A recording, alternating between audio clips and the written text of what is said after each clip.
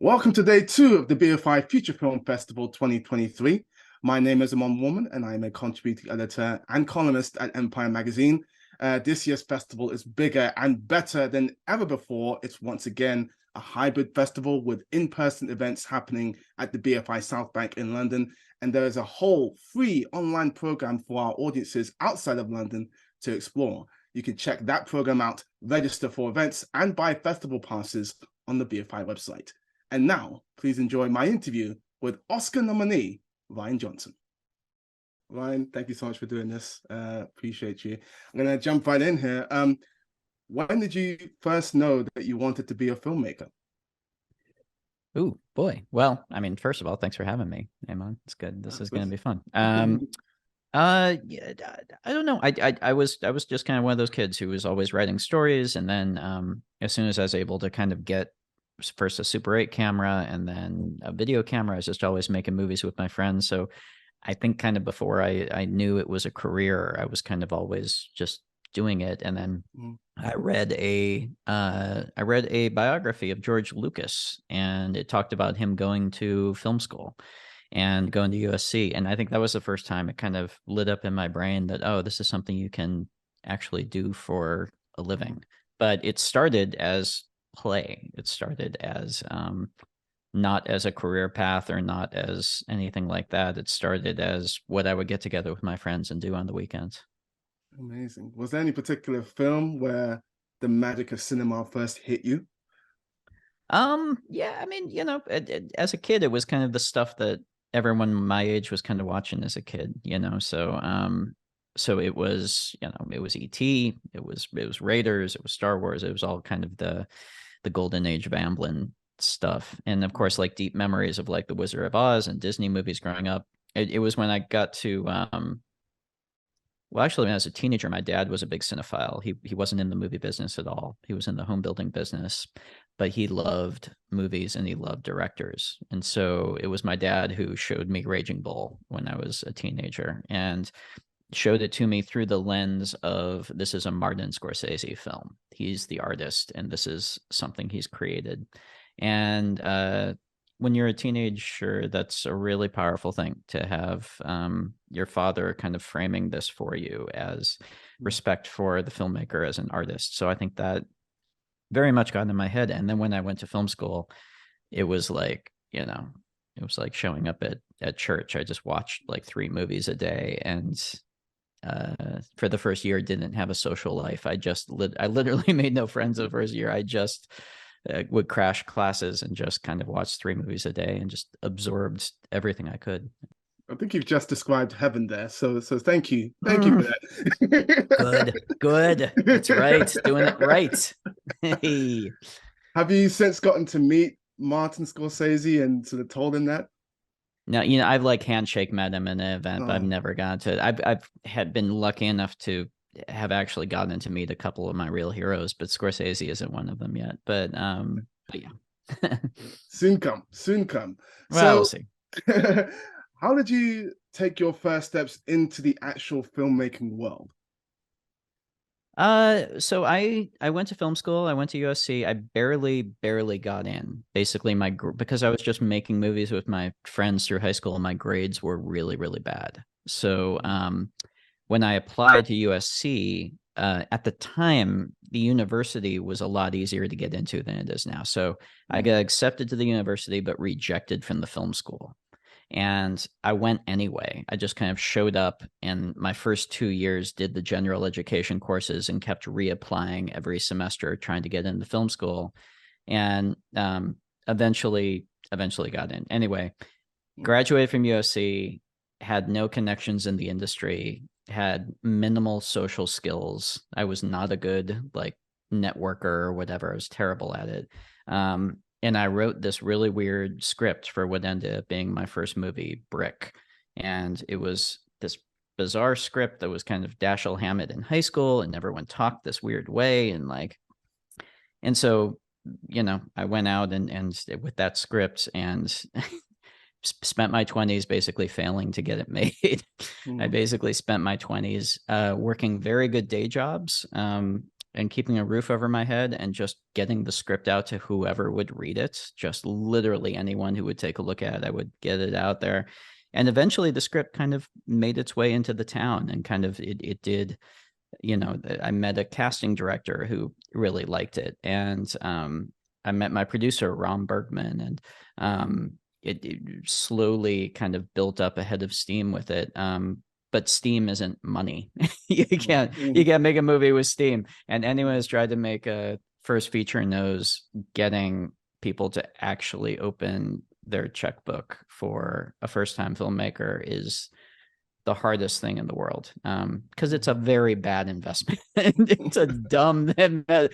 People put a lot of money behind something, but and so yeah, it was kind of just, for me, just playing the game for like 8 years of trying to put it together different ways, having it fall apart. And then eventually when I met my producer, Ron Bergman, he kind of flipped my head around about the whole thing. And I had been doing what I think, and I'm talking at length about this because I feel like probably a lot of the students are about to like go into this. So, so I had done the thing that I think most people do, which is you write your script. You have a buddy who's, you know, a friend of a friend who's a line producer. You give the script to them and they go through it and they say, your script is going to cost $3 million. And then you think, oh, okay, I need $3 million or I can't make my movie. And you have that in your head and you're never going to get $3 million. Maybe you will. I don't know. Maybe you'll be a unicorn. Maybe you'll win the lottery, figuratively or otherwise. Most likely, though, that's a path to frustration and failure. And that's what I had been experiencing for years and years and years. And Ram came along and he read it and he said, the way you got to make this is wonderful, but it's weird. The only way that it makes sense to make this is not to try and set it up at a company, not to try and like get a deal someplace to make it, not to, what you need to do is maintain control over it. And that means you have to make it cheap. So we got to figure out what we can get our hands on. That is our budget. And then we have to back into figuring out how do we make the movie for that amount. And that's exactly what we did. We passed the hat with friends and family and were able to get a couple of $100,000 together. My family, who I mentioned before, is in the home building business. This came in useful. They had like the timing worked out. They just had this huge deal come through. And so they had money to invest. And so my grandfather put in some money, my parents, and different people I know put in different little amounts, and were able to scrape together a couple $100,000. We made the movie for that, and we completely owned the movie then. It was entirely ours. And then we could take it to festivals and see who wanted it. And that was kind of our launching pad. In that time in the 20s when you're trying to get Brick made, I'm sure you're also bettering yourself as a director. Did you have any mentors who taught you a lot about your craft in that time? You know, I didn't. I always wanted a mentor. I think that's something I always kind of like thirsted for, but I had friends who would connect up with different, you know, make connections with different like older filmmakers that they were fans of and like have that relationship with them. And I always kind of envied that, but I never really got to have that. Not sure why. maybe it was me. I'm sure that's I don't know. So at the outset of your career, as you're making Brick, did you already have a specific vision for what you wanted your career to look like? No, I mean, I think if you had asked me back then, I would have imagined I would have wanted to look like the Coen brothers or Almodovar. Not in terms of the quality of like making movies as good as the Coen brothers or something, but in terms of write one, make one, keep it relatively small, just be able to kind of live your life and have your career doing your thing, doing one after the other. And to me, the career of the Coen brothers had staked out seemed like exactly kind of where I wanted to be, best case scenario. Is there any lesson that you learned or skill that you picked up in that early part of your journey that really sticks out to you and has served you well in your career as you've gone forward? I mean, I think, I think that failing to get my movie made through my 20s, if there's one like really good lesson, and the people who are the students who are listening, I'm not saying you have to fail for 8 years. I hope you don't. I hope you make your movie right out of the gate. But the one nice side effect of that was that there was a point in those 8 years where it seemed like reality, just that this probably won't happen. I probably won't get to make movies for a living. And I can't live the rest of my life as a miserable bastard because of that. I can't, like, I have to basically, it forced me not just in the intellectual, oh, sure, if I don't get to make movies, I'll figure something else out way, but in a real rubber meets the road type way. It made me place my happiness elsewhere in my life, beyond the notion of success in the industry, I guess. And that I'm really, really thankful for, because the reality is if you can't find things to fill your life with joy, you know, I don't know, when you're not quote unquote successful in the business, that success will never give you that, you know. And that's different than making movies, by the way. Part of what I filled that with was the idea that I can still get my friends together and make a movie on the weekend. You know, I can still make stuff and show it to people and see the effect that it has on them. It might not be on, you know, a ton of theater screens. It might not be at film festivals. It might just be me sharing a link with my friends, but I can still do that and take that joy from it, and recognizing that in a fundamental way, that is actually what fills me up. And that's still true to this day. The reality is, having had movies now that have been on thousands and thousands of screens, or Netflix or whatever, the reality is, those numbers in terms of the amount of people watching your movie are entirely abstract. And it's impossible emotionally, at least for me, to actually take anything from that. And the only thing you take something from is somebody you know who's seen the movie, who gets in touch with you and tells you the effect that it had on them, you know. And that's true back then. It's true to this day. And the fact that, and I'm very grateful, actually, that like that young, I had to kind of, you know, come to that conclusion and kind of really learn that's something I feel really grateful for. So you go on this journey to get Brick made. You finally get that person to sign that check. What's day one on set for you like? Can you cast your mind back to all the way back when? Yeah, I can remember shot one, day one. I can remember setting up right when the sun had come up. Steve Yedlin, my DP, and I, Steve I've been friends with since college, and Steve was the one who really was a partner throughout my 20s of trying to get Brick made. We really got it made together. Because Steve was actually working through his 20s. He was working on sets as a gaffer, or he would keep a couple of copies of the script in his bag, and if there was a producer on set that seemed smart, he would pass them the script.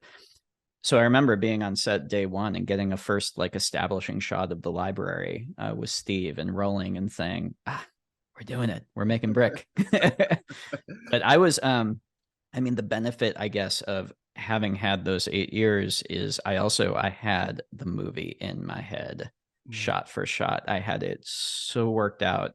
And so I do remember being on set, and I think it was just like all of it kind of clicked into place. And it was just like, we had the cast, we had all the pieces, I put the whole thing together in my head, and it just it felt really, really good. It felt like I've been building an engine for the past 8 years, and we finally got to turn on the switch, I guess. Is that how day ones have always felt for you? I speak to other filmmakers, and sometimes they're nervous. It's the first day, they want everything to go right. But it sounds like, at least on Brick, the confidence and that assuredness was already there. Well, this is also because our schedule was so quick. I didn't have time to be nervous. There's too much to do. But no, I'm that was kind of unique. You know, I feel like you start, and that's maybe a pattern. You start very confident, and the more you learn, the more you're terrified, I think. And so the Brothers Bloom, for example, not to jump ahead in my second movie, that was a genuinely kind of like, that was a joyful shoot, and I had a wonderful time, and in some ways it's very similar to Brick. But I also feel like you know, suddenly I was working with like Rachel Weisz, who had just been nominated for his Academy Award, you know, and it suddenly felt like like the scale had opened up a little bit, and it was a bit terrifying. Yeah, no, I can imagine. Like, I want to ask you about that actually, working with actors and knowing how to talk to them to get the best out of them. What is Yeah. your strategy in that? And because you mentioned that you had the film in your mind, and I know that that's something which you said previously in films like Knives Out, where the script is so intricate, you already have the film in your mind. Yeah. What's the balance between allowing the actors to come in and do what they do, and also putting your foot down and I know I have a vision for this. I need you to do this, this, this. What's the balance there, and how do you go about achieving that? Well, I mean, I think first and foremost, it's for me, and this was something that like I realized really quickly, because you know, I've mentioned all the movies I loved growing up, and so much of them, you're focused when you're first making movies, as well you should be, on like visual style and the shots and kind of how the movie looks and feels and all the stuff, or the writing and the specific words. Realizing that at the end of the day, you could place a VHS video camera on a tripod, aim one light at some actors in front of a brick wall, and if the scene on the page works and the actors are plugged into it and they feel real, the audience will be riveted. And really, you want all the other stuff to click in and work, obviously, but realizing really the only thing that matters, your number one job on set, is making sure the actors understand what they're doing, feel like they have a way into it, and feel like they're in a safe, comfortable environment so that they can give you their best work. And I guess my approach to it, it's the thing that I mean, on Brick, I was working with, you know, a group of very seasoned but very young actors, you know, like Joseph Gordon-Levitt, who had been acting since he was a kid. But we were all like, you know, in our 20s. We were all like kids together. I, you know, and also because we were moving so fast, like for instance, on Brick, I didn't know what a blocking rehearsal was. So, and usually, or what I've kind of learned how to do it is you show up on set, all the actors gather together, you kind of go through the scene and kind of block it out and kind of feel out, okay, here's what I was thinking. You guys kind of be in this position, and then maybe on this line is a good time to like take the shift to this chair over here, and we'll do the, you know, but then they're like, that feels weird, and like, okay, well, what if we try this? And you kind of block out the scene with the actors. On Brick, I literally just got the camera there, figured out the shots, and then the actors will show up to say, so you stand here, you say this, you come over here, you say this. And God bless them, they didn't bite back. That shit didn't fly when I started working on Brothers Bloom. So a Rachel and Adrian in there, and they were just like, so but my approach to, I don't know, all to say that like I think because I hadn't worked with actors, I was terrified of it when I started. Almost instantly it became my favorite part of the process. But my approach to it, I think, generally is the same approach I have with all the other collaborators, with the crew, but also with, if you're dealing with them, with executives, with producers, with anybody that you're trying to that you have to collaborate with to make the movie. And what I have found is the way to do it, it's all about the attitude that you show up with. If you show up with your arms open saying we're making this movie together, at the end of the day, and feeling like you're bringing them onto a team with you, here's the intent of the thing. We're all trying to make this intent happen. Let's work together to, you know, and I want your input, but all the input is going into making this, you know, the intent behind this. I have found that doing that, as opposed to coming in with your dukes up and saying, this is my vision and, you know, fuck you, we're going to, you know, my way, or that, what are you talking about? You know, coming in the defensive posture, that then will define the posture they approach you with. Whereas if you come in saying, you know, we're all trying to make this happen, that is the way, ironically, to get what you want, and to get it in a way where they're then working with you. They're rowing the boat in the same direction as you, which is ultimately the only way any of this works, you know.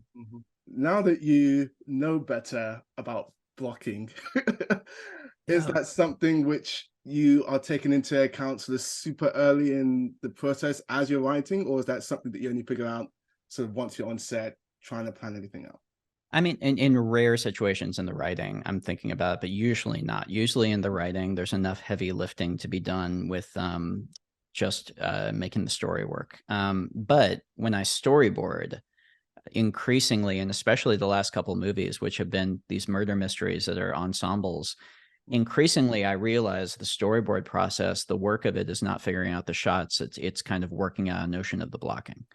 And that's been a big revelation for me is how much of the great masters of cinema, how much of their work was not about cool shots. It was about how they staged their scenes. If you go back and you look at Michael Curtiz's movies, or you look at, Spielberg is the modern master of it. It's a masterclass to watch any of his movies, turn the sound off, and see how he'll do these incredible one-ers that are not flashy, oh, look at me one-ers that are going to make the Oscar reel. They're one-ers where you forget that it's a one-er because it's so elegant and because the shape of the frame is defined not by the camera, flying through flying through a tunnel and coming out and going up on a crane or something, but it's the shape of the frame is defined by the way that the actors move in the space and define the shape of it. Wells was actually and I still, when I'm shooting, I'll put on like Citizen Kane at night. I'll just watch 15 minutes of it and sometimes draw an instant piece of inspiration from the way that Wells would strikingly use foreground, midground, background, and constantly be using his actors as ways to kind of sculpt your eye in the frame. I wanted to ask about this little show that you directed a few episodes for. I believe it was called, just check my notes, Breaking Bad. Yes, it's about Lake that goes bad. Kind of want to watch that. But I think at that point you directed 3 films, which were Brick, Brothers Bloom, and Looper. When I did, unless I'm wrong, I think the first one I did, the first episode, Fly, I don't think I had done Looper yet. I think I had just, because I remember showing Looper to like the Breaking Bad group when they were doing post in LA, so I already knew them. I think I had just done Brothers Bloom because Vince, I may be totally wrong with my dates, but Vince approached me after Brick actually, and I couldn't do it in the second season because I was going off to do Brothers Bloom, but thankfully he kept my number and called me back. So yeah. But how different is directing TV to directing film? It's different, but it's not. I mean, so first, I guess there's a distinction between, like, I've just done my first TV show, which is called Poker Face, and it's that was something where I created it. I wrote a couple of the episodes, but I was in the writer's room for the whole thing. I felt the real creative ownership over it. And Breaking Bad, where I really was an episodic director. I was coming in, they were handing me a script, like a perfect script, and I just got to show up on set with these amazing actors and do my thing and kind of just do the fun part. Anyway, but it's so in that way, for me, the big difference is that I didn't write it. The thing that's exactly the same about it is you're showing up on set to do the exact same thing, which is to take what's on the page and translate it as powerfully as possible onto the screen.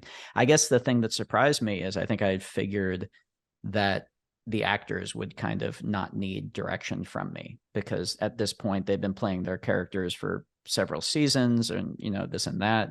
I kind of maybe expected it was a little bit more of a machine that I would be coming in and just kind of supervising or whatever, realizing that that's absolutely not the case. That when you show up on set, these actors may know their roles, but if it's a good show and a good scripts, those actors are being pushed into new situations and pushed farther with their parts every single scene, and they need an audience right there for them to tell them if it feels real, to feel it out with them, to shape it with them. That's still and even maybe more essential, I think, than it usually is. Just because they're forging ahead into unknown waters, and they need a director there to, you know, to have their back, I guess, and to be an audience for them. Breaking Bad, as you say, the material is already really top notch. How do you go about putting your own stamp on something like that, especially when it's already a moving train, as you said? The last thing I would ever show up on set wanting to do is put my stamp on it. Shoot me in the face if I ever attempt to put my stamp on anything. With the movies too. I mean, the reality is with Breaking Bad, it's, you know, I'm just showing up trying to take this script and make it as powerful as I possibly can. Now, it's very naturally just the same way that when your natural speaking voice has a natural inflection or accent to it, the way that you very naturally end up setting up your shots and doing whatever might end up having like a flavor of how you visually tell stories. But I think if you go into it thinking, how do I pee on this and mark it as my territory, you're not doing your job. You have to just show up thinking, I'm just trying to make this as powerful as possible and serve the material as well as I possibly can. And the reality is, I think that's the truth with my own movies as well. Like, I'm never sitting down thinking, you know, oh, I couldn't even define to you like what my style is or whatever. I have no clue at all. Every single time I'm writing a story to the end of how do I give the audience this experience. And then when I go to direct it, every single decision and every single scene and shot is how do I make that experience as powerful as possible. And my guess, the thing is, my guess, and I don't want to speak for other artists, but let's take a filmmaker who has maybe like a very extreme personal style, like Wes Anderson, for example, who I think is one of the great filmmakers working today. I love Wes Anderson's work. I don't think he sits down and thinks, how do I do this in a Wes Anderson style? He just sits down and tells his story. And because he very naturally has a sensibility, it ends up coming out in that style, I think. And I think anything where it's coming from your heart, if you get too self-conscious about developing some kind of particular style, it's gonna distract you from what matters, you know? Star Wars is a property that I know means a lot to you personally. I would imagine that it's easy to get caught up in the pressure and the demands and the scale of a production like that. When you got that job, and when you get any job really, do you set yourself any rules in terms of when you're working, when you're not working, and all the rest of Oh, well, no, not in terms of that. You just it? kind of, yeah, you just vanish into it for a while, you know? Yeah. And I mean, in terms of the job eating you, like, I think with Star Wars, it was unique because it was such a long shoot. And I think in that way, also because of the scale of it, it was nice that they were fairly regular hours. We weren't, unlike an independent film, we weren't going into long days. We weren't working 6-day weeks. It was 5-day weeks, and we rarely went over, and we had the luxury to do that because of the budget, which was kind of nice. It still completely ate up my life for, you know, the 4 years I was making it, but that's why we do these things, you know, because we love being eaten by movies. Absolutely. With that film especially, it felt like you had a mandate of sorts to challenge the viewers and don't cater to them. How much was that in the forefront of your mind on The Last Jedi, especially, but also in your general filmmaking? Yeah, I don't know if I guess it's a mandate. It's something that to me, what you just described is just good storytelling, you know? So it's less kind of a mission statement on the wall. It's more just what I think goes into making a good story. And showing up to a Star Wars movie, same as showing up to any other movie, I want to tell a good story. I think that's what they did with the originals. I think The Empire Strikes Back does exactly what you described. And my memory, and that a big part of sitting down to make The Last Jedi was kind of trying to shake off nostalgia in terms of seeing this series as something that, okay, we're going to reflect on how we loved it back then. And trying to get back to the jolt of pure electric energy that went through me as a kid watching The Empire Strikes Back, and how it was scary and how it was kind of unsettling and how it threw everything I thought onto its head to set you up for kind of a redemptive journey towards the true emergence of a hero. And taking that seriously, taking that assignment seriously, I guess. So yeah. I know that you're a big structure guy. You actually, last time we chatted, you showed me your Moleskine notebook in which you diagrammed out Knives Out. How did that start for you? It actually it started because my dad, who I've mentioned a few times now, was not in the film business, but I think he always wanted to be. And so when I was a teenager, he signed up for a screenwriting course. There's this guy, Robert McKee, has this book called Story that kind of outlines his whole approach. But McKee would do these seminars in LA, and they were kind of like screenplay boot camp, writing boot camps, basically. And McKee's whole thing was structure. His whole thing was, the first act, and then the inciting incident, the second act.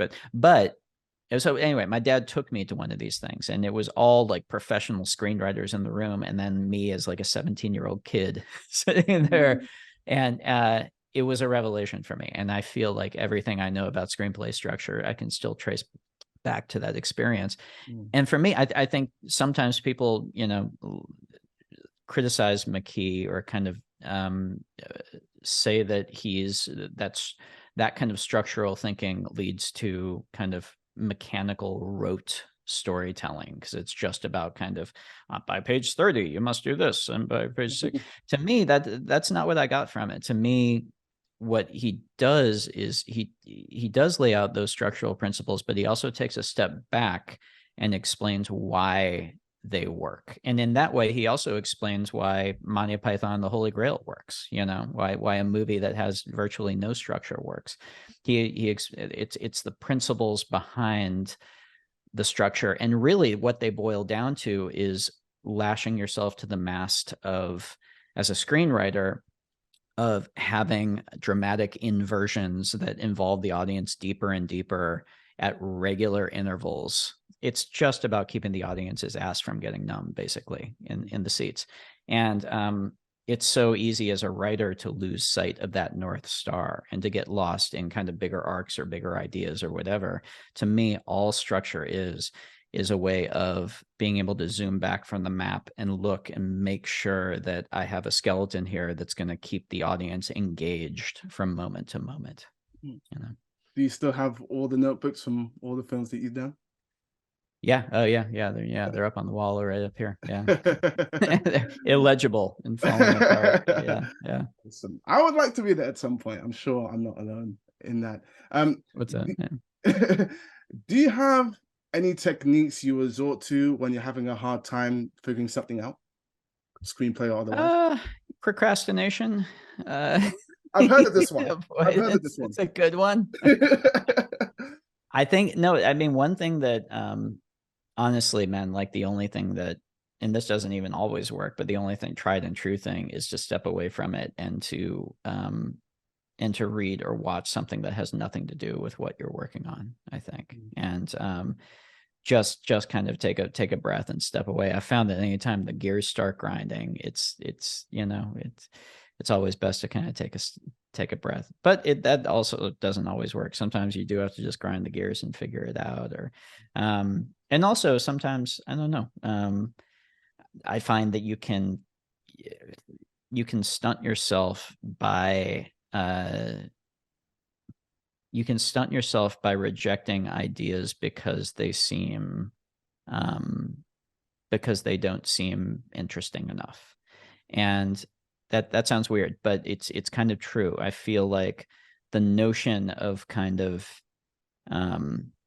when you're sort of in the blue sky mode of what about this or what about that or what about this, what about that, if something, I don't know, remembering that the execution of something is ultimately what's going to make it sing, and remembering that if you put the idea for Jaws on the wall, it would look like something that had been done 1,000 times before. And not being afraid of that, trusting the process. And I mean, look, a couple of times in every process, you do get an idea that's like, oh my God, I've never seen that before. That's really exciting. But also remembering that, you know, that it's all in the execution, and that if you really dive into something and make it feel interesting, boy meets girl can, you know, can be something no one's seen before. You mentioned the word process there. What is your favorite part of the filmmaking process? I mean, I love being on set. I feel like that's kind of my happy place, being on set, working with the actors, making shots, making the day. But then that and the edit, I think, are my two favorite places. Because the edit is really where the film is made, and that's where the tone comes together. That's where the storytelling is really honed. That's where the performances are sculpted. To me, the edit is kind of the most fun version of writing possible. At least you notice I didn't mention writing in that. In my favorite things. I don't trust any writer who claims to enjoy writing. I love having written, but writing itself is a pretty painful process. I feel the exact same way. Yeah, it's true. You've gone from indie budget to mid-budget to ginormous Star Wars Disney budget. How has that type of journey helped you, do you think? I don't know. I don't know if it's helped me. I mean, I feel like I think maybe I mean, first of all, to speak to kind of the ginormous budget, I will say this, like I think I had maybe imagined, as most people who are outside of that process do imagine, that the size, the scope, the scale of it turns it into something else. And having been inside it and come out the other end, I mean, I had a particularly good experience inside it. When I was making The Last Jedi, I had complete total freedom. I was able to it felt very much like any one of my other movies in terms of showing up on set. It's not like there was like some mystical Lucasfilm board sitting there, you know, or I think people imagine that you're just like getting calls from Bob Iger or something like, move the camera 8 inches or something. It was absolutely none of that. It was because I think Kathy Kennedy, who's the producer on it, I think because she came up working with filmmakers, she trusts filmmakers, and she kind of, once she kind of saw what I was doing and liked it, she kind of let me do it, you know. So anyway, all to say that that it's shocking how even with a massive machine of Star Wars around you, it's still, when you're on set working, the same thing. It's still making a scene feel real with actors. It's still blocking a couple of actors in the space and figuring out how to tell the story and make it work. And so in that way, realizing that budget doesn't really matter in terms of what is actually going to make the movie work. If it does, you're in trouble. If you're relying on the scale and the explosions and all of that junk to actually entertain the audience, and I think you're you know, up shit creek.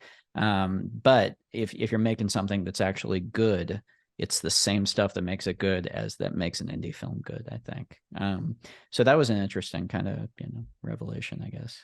I like that. Switching to Knives Out, Benoit Blanc is an homage to the classic murder mystery detectives with a great modern update. Were you inspired by the classics when you created them?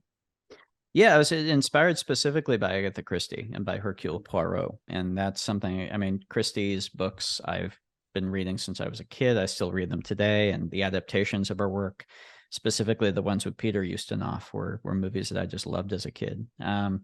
So yeah, I was thinking, but at the same time, when I started writing the first Knives Out, I think I messed myself up a little bit because I was thinking in terms of, I think I was thinking too deliberately in terms of trying to create a great detective character. And what that ended up translating to is a bunch of quirks. And I think I started out putting too many quirks into the character and gave him like some point he had like different color eyes or like an eye patch or something, or like some kind of, you know, and eventually I just said, this is terrible, stripped it all out and just said, Ian, I just need to write to story. And so I wrote the detective character. I gave him a slight Southern accent. I typed in the script a slight Southern accent, and Daniel ran with it. but I just wrote the character to the needs of the story and tried to write him relatively straight, actually. And that ended up being kind of the way into it. What was your reaction the first time you heard Daniel Craig's Southern accent? I was thrilled. Well, we had been, so he was in New York, I was in LA, and after I cast him, and we would send each other audio clips. Yeah, I would send him YouTube clips of what about this, what about that. He would send recordings. We would try different stuff out. I mean, the only thing that I really cared about was that I wanted the accent to be pleasing to the ear. I wanted it to be honeyed as opposed to twangy. And I eventually, I don't know if he or I ended up finding it. We landed on, there's this historian, Shelby Foote, who's in a lot of the Ken Burns documentaries. And he has a very, I think it's a Mississippi accent. He has a very kind of, it's those rounded tones of that. And so once we struck on that and Daniel kind of jumped into it, I mean, it was kind of, I feel like I was kind of like the frog in the boiling water, where I got used to it. And then a friend would show up on set and like watch a take and look at me like, and I'd be like, are we fucking up here? Is this gonna work? Oh man. But I knew I liked it. I know I enjoyed it. And it was fun. It was also fun how it gave Daniel something to grab onto, I think, in terms of the identity of the character and making it unique. Yeah, he's definitely unique. Yeah. With Knives Out, Glass Onion, and now Poker Face, it's clear that you have an affinity for the murder mystery genre. What is it about it that you gravitate to and that suits your sensibilities?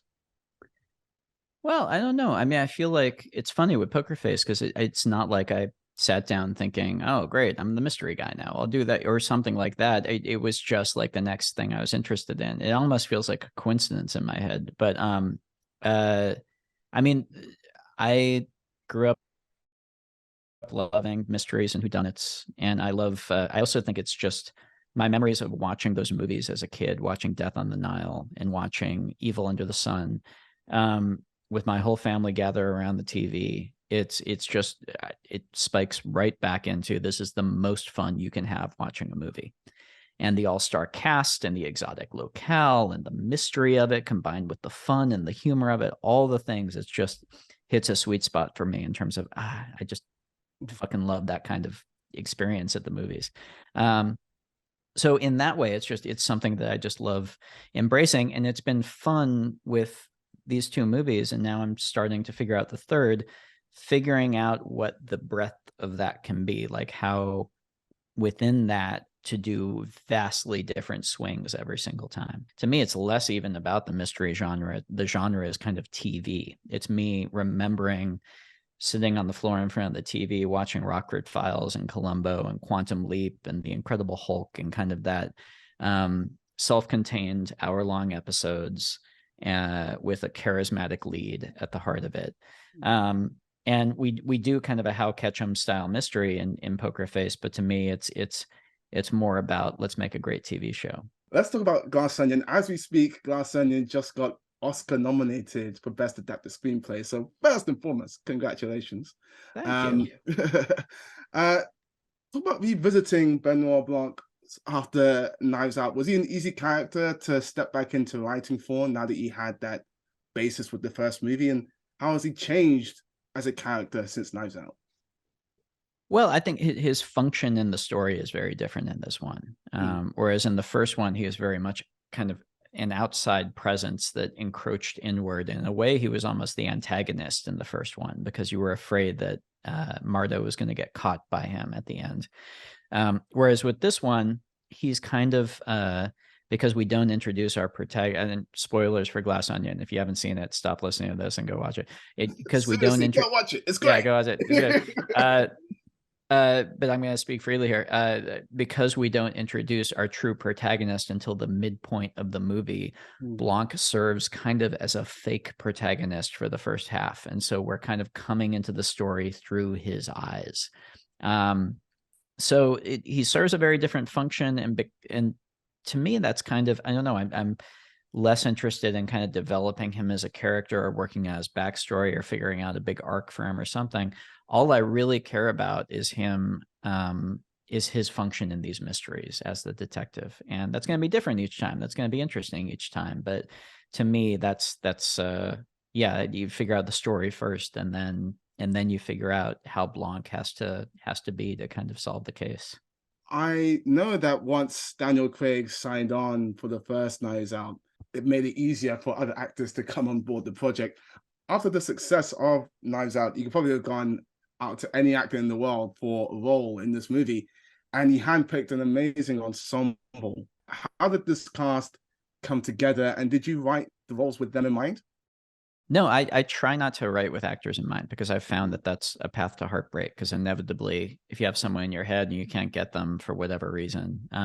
And the reality is, I mean, it's we got so incredibly lucky with getting this cast together. The reality is casting is hard, and it all comes down to schedule. And it's not like we had carte blanche. We could just point to anyone and say, and have them. The reality is, anyone who's good at their job is incredibly busy. And we got very lucky that this stellar group of actors happened to, it lined up in terms of they had a free space when we were making the movie, and they were down for coming out to do it. So it's always a challenge, the casting process. It never gets easier.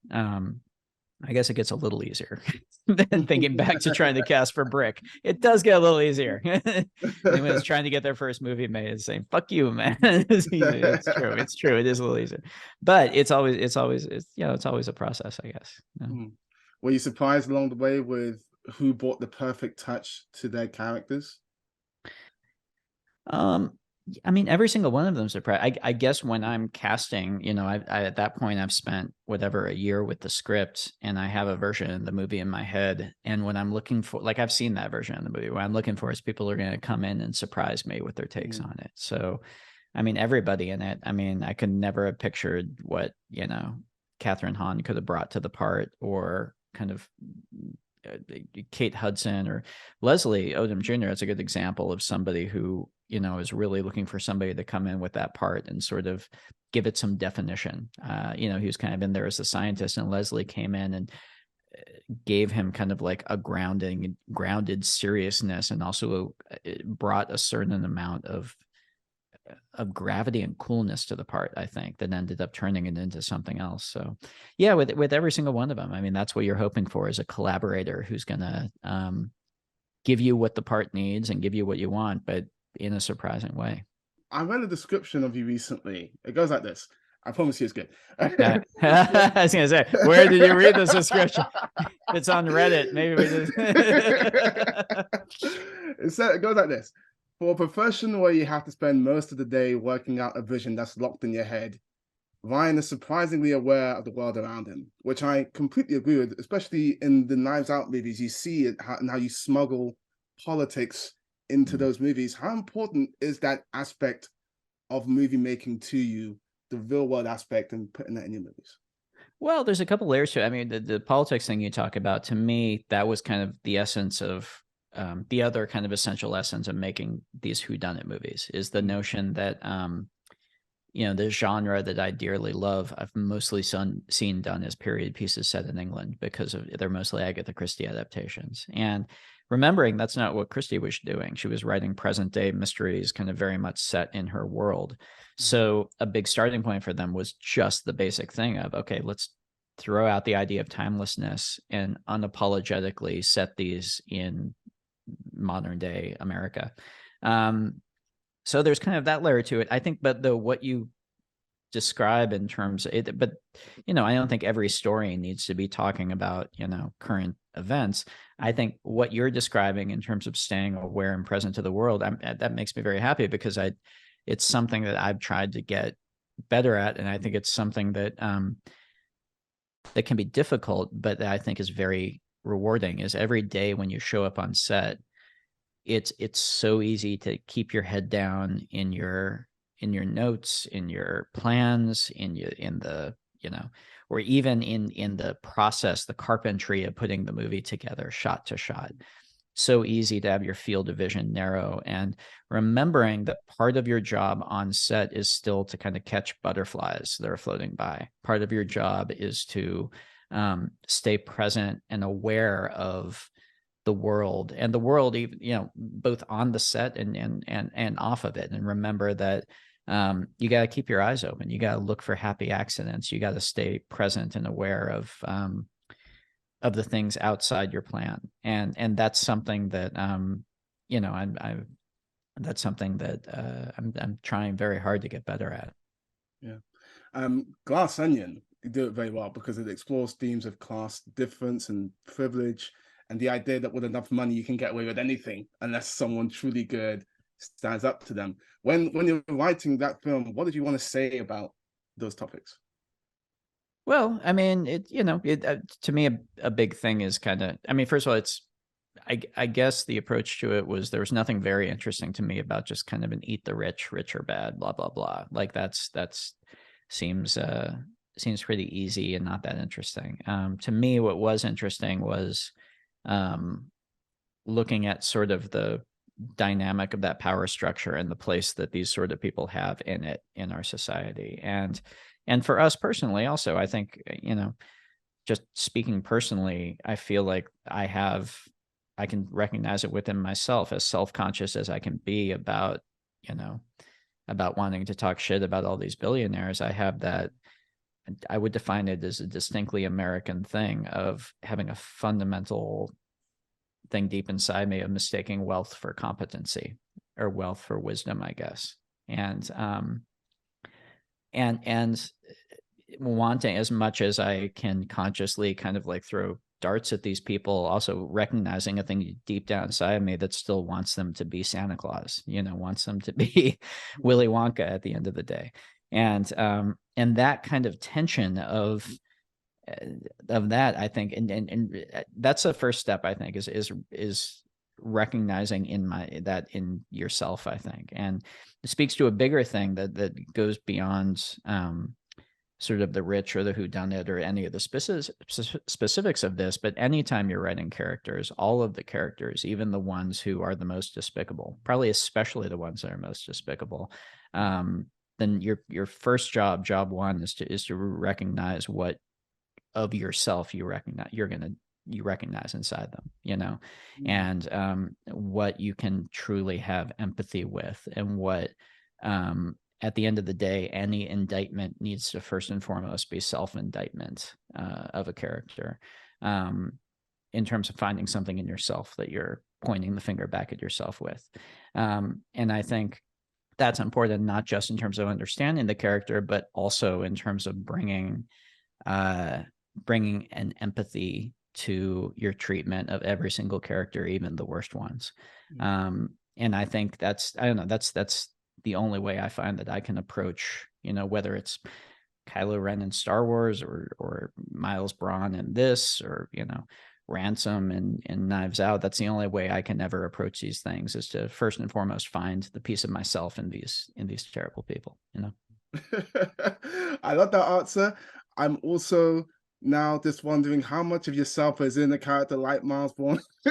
I'm gonna, I mean, it's just as interesting to think about. No, it totally is. No, and a big part of, you know, I don't know, the movie for me, yeah, personally, is also about, I don't know, yeah, over the past few years, like getting a certain amount of success, and kind of me kind of wrestling with that and inside myself. Also, there's absolutely that element to it. It's a big part of it, actually. So yeah, I mean, it's like I said, that's kind of job one almost. It's easy to see what I would love to see inside myself in the Andy character or the Helen character. What's much more important is to recognize parts of myself within the Miles character, and then to plug that into them. You were talking earlier about how one of your favorite parts of the process is post, and with the Knives Out movies, I imagine there's almost another additional challenge, but a fun one, in that when you're editing it, you also have to be aware of what you're showing and what you're not showing to the audience at various points. So can you talk to me about the rhythm and the pacing, but also the editing and working with Bob with Bob Do say, yeah. say, to put that together, because I imagine you don't want to show too much, but you also want to be honest with your audience to a degree. Yeah, that's very, I mean, that happens in every movie, but in Glass Onion, that was very specific to the movie.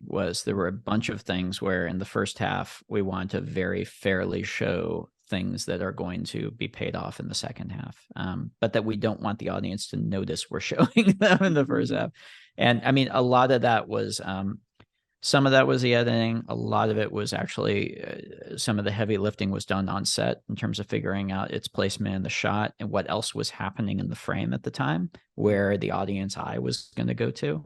And then in the cutting, I mean, it was just kind of holding our breath and flipping the switch. It was kind of like, okay, let's see if we get away with this, I think in the editing, the bigger thing was, the bigger thing that's dialed in editing, although that is one element, that the more difficult thing is kind of the meat and potatoes that goes into the editing of any movie, which is tone, just performance. Editing is so much about fine-tuning performances. And that to me is the real work. And also in a movie like this, it's not, all the stuff with like planting clues and keeping the pace up and all of that. I mean, that's all in there. But at the end of the day, the true job of editing is to get the best out of the material your actors have given you. You totally do.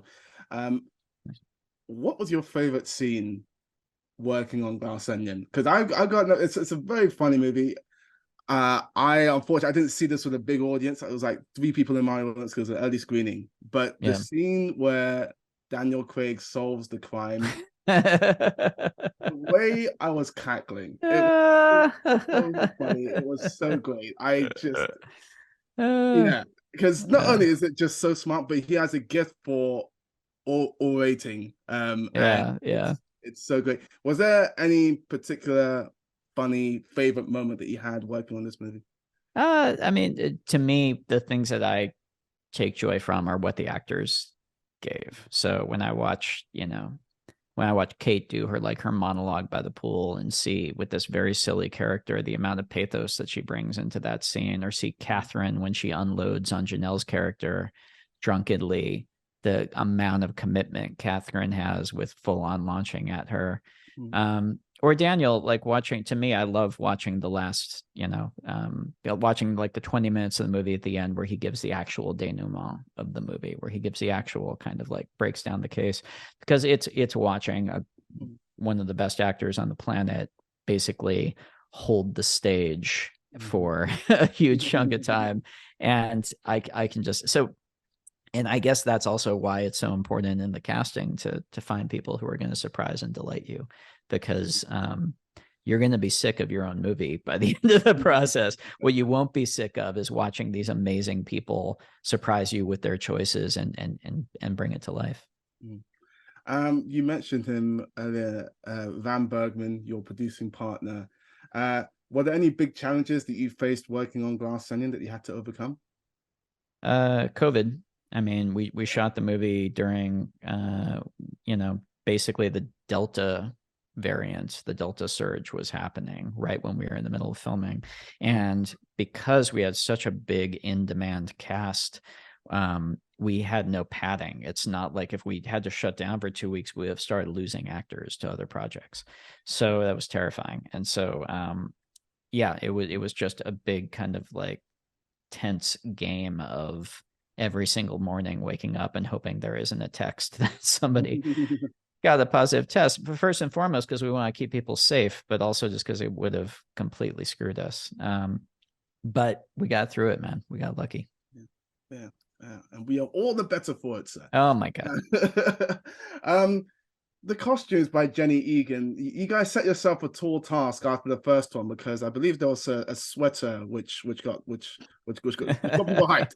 I'm actually mad at myself. I should have worn my Knives Out sweater today. I was gonna say it's fine. There you go. But can you talk about working with Jenny on this one? Because the costumes, again, there's a couple of dresses where I'm like, I need that in my wardrobe. Yeah. Yeah, I mean, I feel so lucky to have met and be working with Jenny. She's a genius. She's amazing. And the process is always, the thing is, the process is always so fun. It's not like an overwrought process at all. I'll kind of like give her whatever ideas I have or give her the intent of different scenes.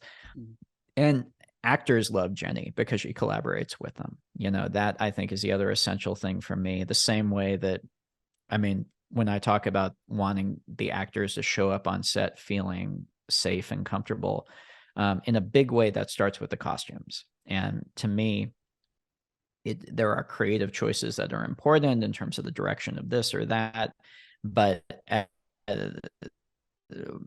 probably the most important thing is I want the actors to feel like they've found the character when they put the costume on, and to feel like all of it makes sense and they're comfortable in that. And that's Jenny's superpower, actually, is her collaboration with the actors, is the wonderful, easy way that she can work with them and take their input and guide it into what is going to serve the movie best. And I feel like all the actors brought that to it. I mean, talk about Leslie again. That was a character where very much I opened it up to him, and I was like, how do you see this guy? There's a lot of different ways to go. And he very much brought that element of the style that his character Lionel has on screen.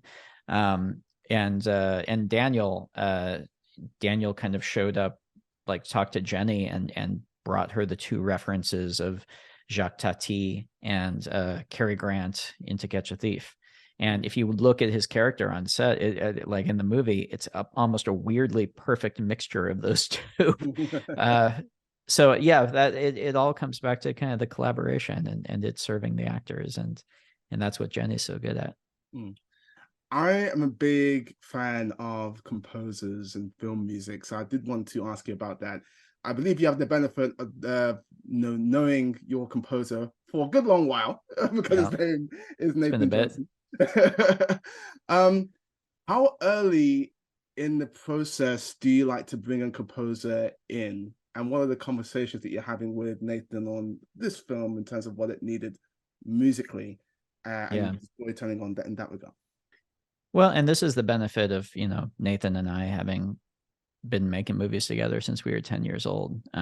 He's one of the first people that I pitch ideas to. He's one of the first people that reads the script. He comes out to set while we're shooting, and that's very rare for a composer. It's never a situation where he's coming in at the end and adding music to the movie. He's there from the very start, and that means that he's tuned in on the bedrock level of story, and that's really what Nathan is great at. In that way, it reminds me very much of what John Williams does. He can do the theme. Yeah, is that kid? He can do the themes. He can do the big, beautiful, lush themes, and the reality is the true superpower, the true secret sauce is in how, in the smaller scenes, he rides the dramatic content in order to just give it that extra little turbo boost of really supporting it on a story level and on a character level. That's what Nathan's great at. He's the whole package. One similarity between the Poker Face and the Knives Out movies is that charismatic actor character at its center. How early in the process did you know that Natasha Lyonne was the right person to lead this show, and how did you go about crafting that character for her once she signed on? Well, Poker Face was really unique in that Natasha came first. There was the first.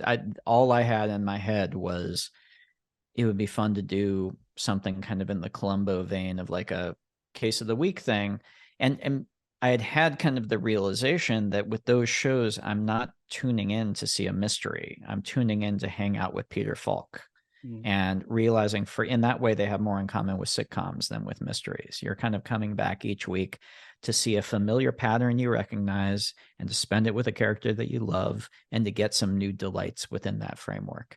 And that was very exciting to me. That's like the goal that I had in my head. And so, but I knew that there are not many Peter Falks in the world. And so when I spotted one in Natasha and became friends with her, I jumped on it, and I was like, what about something like this? And then I really wrote this show like a bespoke suit to fit her. It was entirely constructed in collaboration with her to supercharge everything that I love seeing about her on screen.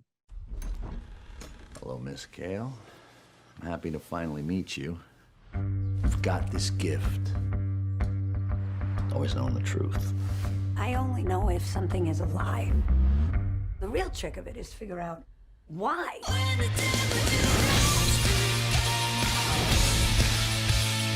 There's been a murder, and I'm trying to figure out what happened. His death is not mysterious. It's tragic. Bullshit.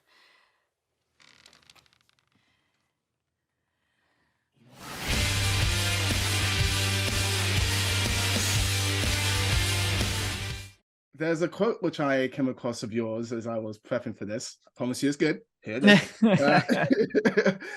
It says, "Don't adjust yourself to the marketplace. Stay true to what makes you unique. It may seem to be holding you back in the short term, but in the end, that's what will make you stand out." I love that quote. Has it grown easier or harder to do that for you over the years as your career has progressed? Oh, it's a good question. I mean, I think, yeah, it's weird. As it's gotten easier, it's gotten harder. But I still believe in that. And I still think that, and by that, just to talk about what I'm talking about, like the in one way, I have more and more freedom to be able to write something and then go out and make it. On the other hand, and these are champagne problems. I'm not complaining about this, but the fact that anytime you have something that's a success, there ends up being a gravity in your head towards trying to tap back into that same thing. And that weirdly with success, and whether it's not just like success of like Knives Out movie, but even like, your students, like after they make their first movie, if it's a hit at festivals or something, it's still the same, or it gets a release and does well. I think that in a weird way is almost becomes a bigger obstacle in terms of staying true to your voice and not trying to then, because then suddenly the market has a compass that's pointed in a certain direction saying they do this and it's successful, and it's going to want to drive you towards that. And so the instant you get any degree of success, it just actually does kind of become harder to listen to your own internal compass, even if it's pointing in a totally different direction for the next one. But it's very important to do it. It's the only thing that's important, I think, is, like Joseph Campbell said, follow your bliss. I think that's the only thing that you can really trust. And that's the only thing that's really important. Yeah, completely agree. You've been in this business for almost 2 decades now. So I'm not trying to make you feel old. Well, what's been the biggest change in the industry from where you started to where you are now, do you think? Oh my God, everything's changed so much. It just keeps changing. But I think I don't know. And obviously right now it's an incredible period of change. But I also think that's always been the case. Like if you look at the history of the film industry, going back to the origins, the movie business has been in a constant state of free fall and reinvention. And I've kind of come to feel like trying to keep your eye on that and chase that as a filmmaker leads nowhere good. At the end of the day, the one thing that's been consistent is that no matter where they're shown, no matter how they're shown, no matter what the distribution method is of them being shown or how many people get to see or what have you, all of those variables change and shift and you don't have any control over them really.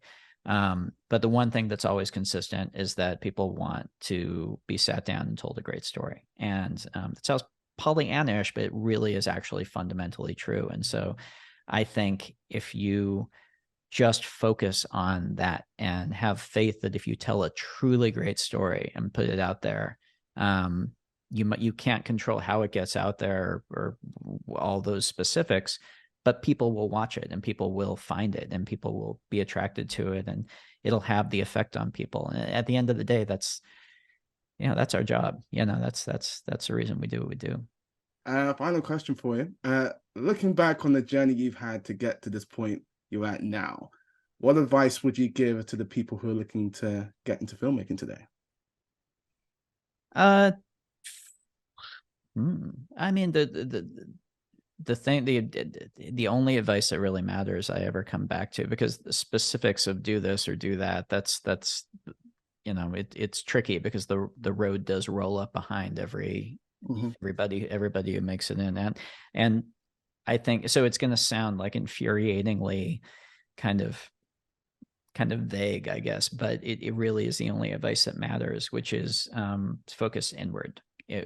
Focus on developing your voice, focus on developing your craft, focus on what matters to you and what you care about, and getting better and more effective at making movies that put that on the screen as clearly as possible. Hone that internal voice as opposed to spending your energy looking outward of how do I get an agent? How do I break in? How do I blah, blah, blah. Take the time to develop, to tend your own garden. And I think because ultimately that is the thing that's going to, it's like in that quote you just read back to me, like that, it's good advice from that guy. That is the thing that's going to give your coin value when you take it out into the world. You know, that's the only thing that has value. And, you know, there's a lot of talk about kind of like the hustle of getting yourself out there in the business. The reality is if you've got a voice and you're good at putting that voice on the screen, all of the hustle kind of, you know, it becomes much less important because suddenly you've got a golden coin in your hand. You know, that's what people are really looking for. So Ryan's fantastic. I got a couple of, well, 3 quick fire questions. Let's do it. Cool. Okay, here we go. Was there a particular filmmaker or film that made you want to be a screenwriter and director? No, there wasn't any specific. There's a ton of them and a bunch of different filmmakers. I think when I got to college, I got really into the Coen brothers, and I think maybe in terms of words and writing, they probably had as big an influence as anybody in terms of, oh wow, this is what great screenwriting can be. Is there a recent debut filmmaker that really impressed you? Oh boy. Yeah, there's plenty of them. Well, we actually, this is probably cheating, but my company T Street we've just produced like our first movie that isn't mine, and it's this fantastic filmmaker, writer, director Chloe Demont, and her movie Fair Play just opened at Sundance. I think she's an incredibly talented new voice. I'm really, really excited for people to discover. What was your first job in film? My first job, it depends how you stretch the definition of in film, but in high school, I got a job at my local movie theater as an usher. And first day on the job, my manager comes up to me and he said, "All right, kid, somebody just took a shit on the floor of the upstairs bathroom." And he handed me a mop and bucket and said, "Welcome to show business." True story. True story. That's amazing. Yeah. Thank you so much to Rian Johnson for that absolutely fascinating chat. There are still 2 full days of the festival to go, featuring masterclasses, workshops, and panel discussions, both online and in person at the BFI South Bank.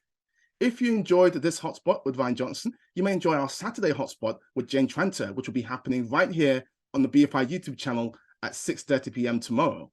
And if you find yourself in London on Sunday afternoon, we will be hosting a hotspot with Daisy Ridley herself at 1:30 p.m. You can buy festival passes and find out what other events we have in store over on our website or by following the Film Academy's social channels. I've been Amon Woman.